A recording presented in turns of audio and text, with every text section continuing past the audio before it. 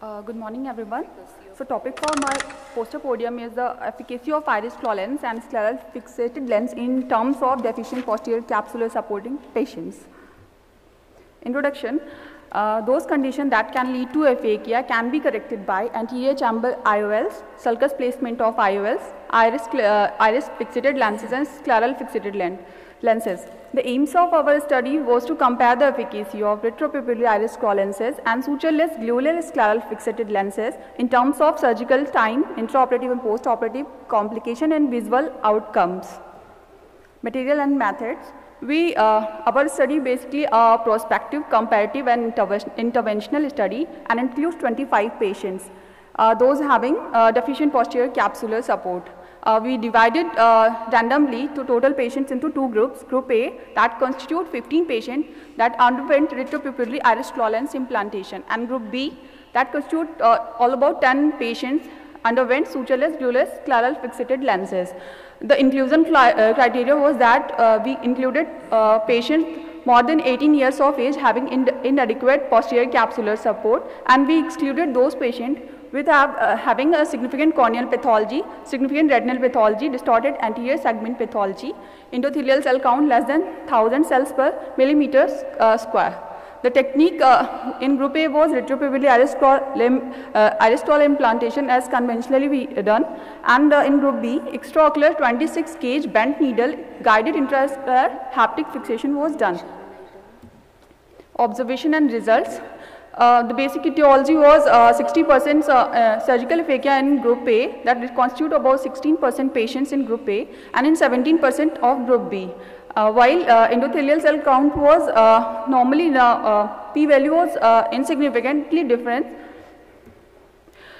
Comparison of post-operative parameter. The mean surgical time in Group A was 22.55 plus minus 2.83, while in Group B 35.12 plus minus 2.64. The p-value was significantly p-value was statistically significant. The post-operative endothelial cell count was reduced in both the groups, but there is no significant intergroup difference was there.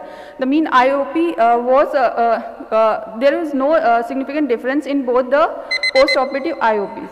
Log-MR BCVA was 0.34 plus minus 0.25 in Group A, and in Group B 0.39 plus minus 0.21. There is no intergroup difference was there in both the groups.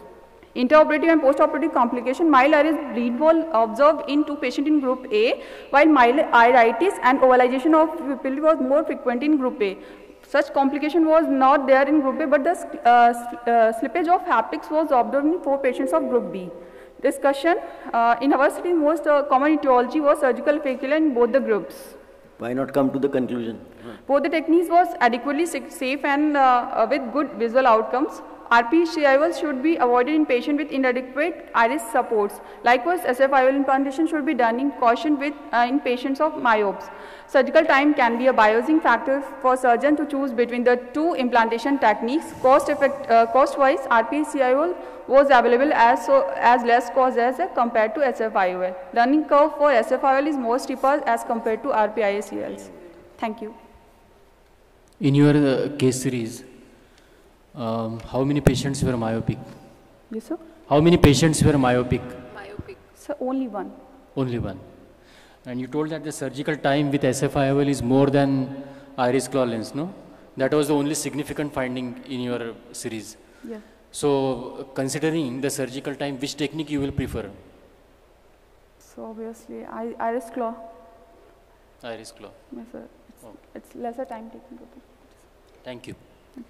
Is the time is the factor or any other advantage with iris claw? So technically for learning purpose is time taking of SF-IOL obviously. Otherwise visual outcomes and everything is normal.